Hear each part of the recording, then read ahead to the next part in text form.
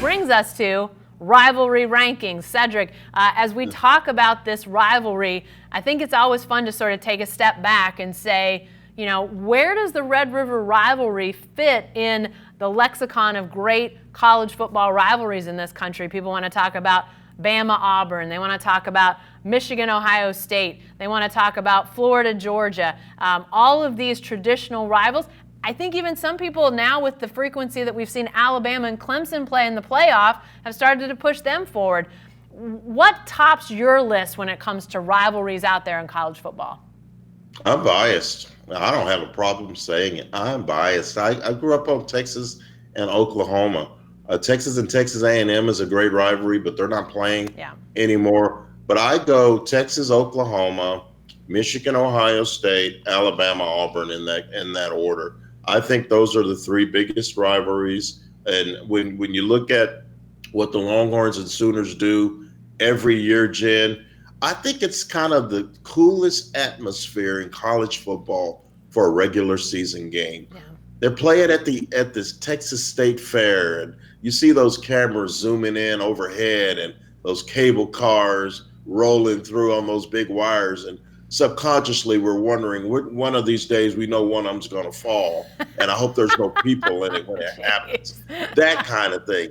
Big Tex burning to the ground. Yeah. You can't beat Big Tex burning to the ground, Jen. I mean, it is an iconic rivalry with color, with prestige, with pageantry, and the one thing you need, Jen, that makes a rivalry go, good old-fashioned hatred on both sides. Tom Herman talked about an 80-year-old woman flipping him the double bird when he was a grad assistant in the late 90s, and people throwing Dr. Peppers at the Texas bus. I love it. I love it. Just don't get my suit dirty. Do what you will to that bus. It's paid for, but I don't have a wardrobe budget, so don't throw anything at me. But I love just the genuine animus that is involved in this rivalry. I know Alabama, Auburn, there's really, really bad hatred there because that state's about as big as the room that I'm in. So there's not a lot of room to move around. Yeah. But this is a border war. It's a rivalry, and it's got all the little pieces that make a real bloodthirsty, blood feud rivalry special. And I just love it. It's my favorite game to cover of the year. And I've covered championship games, Jen. This is at the top of the list. Yeah, I think as it relates to the scene that we get to see every year at the Cotton Bowl, there's really, I know Florida, Georgia, they have the world's largest cocktail party, all that stuff, neutral site, but I don't think you quite have the level of pageantry history that you do with Oklahoma and Texas playing at the Cotton Bowl, State Fair, fair going on, all the people on the grounds, all the sights and sounds that people are so accustomed to. And then I think you always, in my mind, rivalries, they change in my mind as the teams improve and as the impact of the game changes. I think that there were a few years where when Texas was down, even you still had the pageantry of the game, but you didn't have the impact of the game because you just didn't have those wars. I think in that regard, I think you maybe saw OU Texas slip a little bit. But if you look over the last 20 years or even a little more, there's very few years where you have the teams that aren't, neither of them are in the mix for playoff spots or BCS or whatever era you want to talk about. And I think that is important. And, I think that's maybe where Alabama, Auburn, maybe they've taken a little bit of a slip, where you've seen Michigan, Ohio State, everybody thinks, Michigan's going to be better, whatever. It just we haven't seen Michigan sort of, yet push up to that level that I think everybody thought they'd get to with Jim Harbaugh. So that still lacks a little bit in my mind.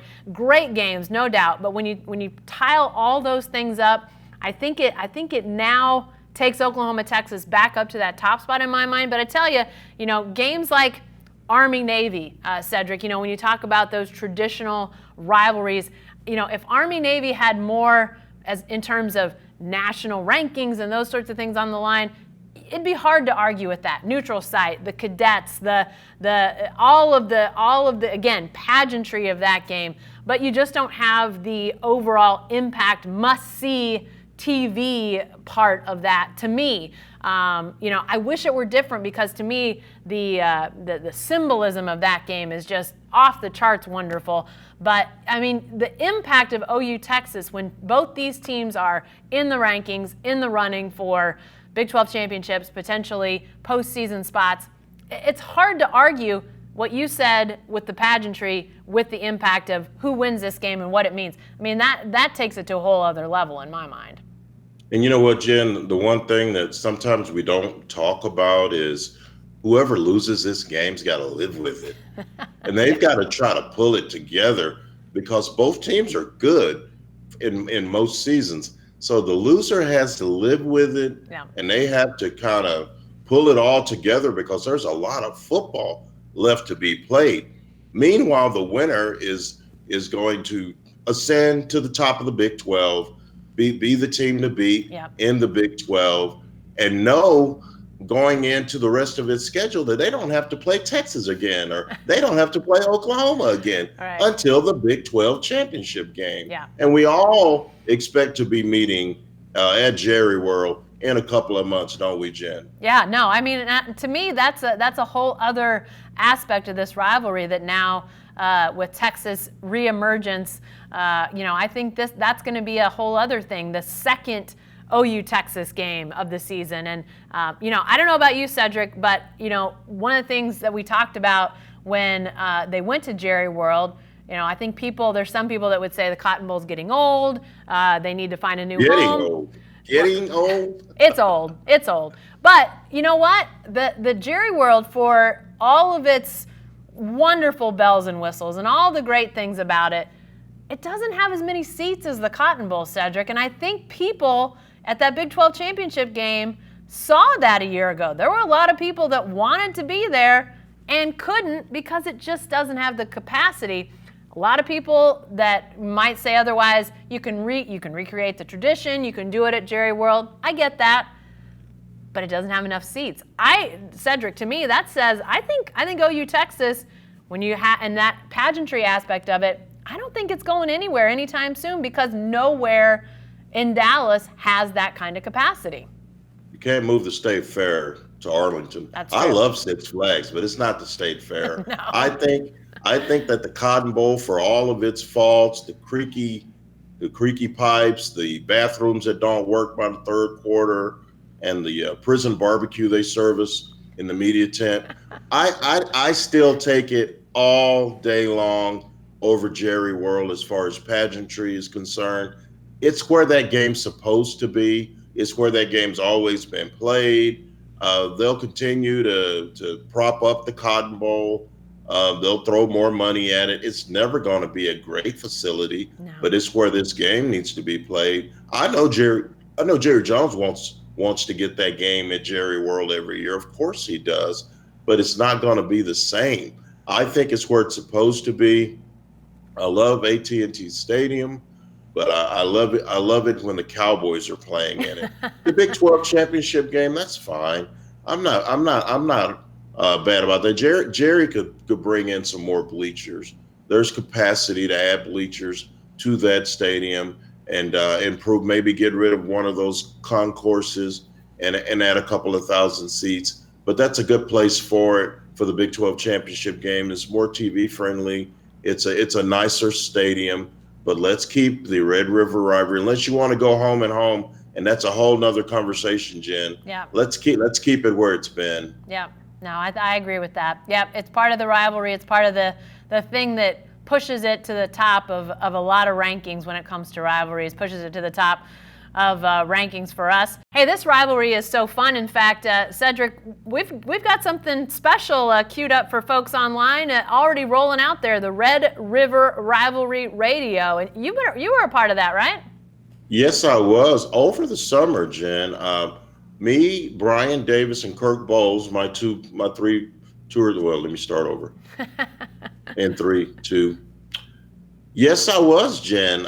Over the summer, Kirk Bowles, Brian Davis, and myself, we collaborated with some of your guys, Yep. Barry Trammell, the legend himself, Joe Masato, Ryan Aber. Yep. We all got together on audio and had some nostalgic, conversations about this rivalry, our favorite games, the coaches, etc. And so the respective websites of the papers of the Oklahoman and the Statesman have gotten together, and the website's called Red River Rivalry Radio.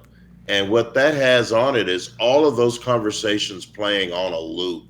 And it's a few hours of conversations about our experiences covering the games, the great players, the great coaches, Barry Switzer, Bill Wilkinson, Kirk Bowles remembers when Jesus was coaching. So it goes all the way back to the Ten Commandments, Jen. Wow. It is absolutely great. And it's sponsored by Zaxby's. And it's been getting a lot of airplay on the website. And just go to Red River Rivalry Radio. You will find it.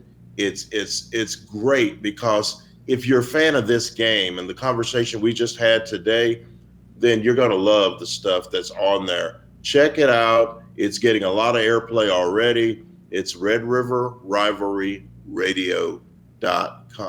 Yep, and it's going to have some new and live stuff as the week goes on and as we start to converge on Dallas and the game. So people that maybe have listened to a little bit, check back in later in the week. You may find some new content on there from reporters, columnists as they start hitting the sights and sounds of Dallas as fans get down there too. So you want to definitely check that out. Red River Rivalry Radio on the Statesman's website, on the Oklahoman's website. Be sure to check that out.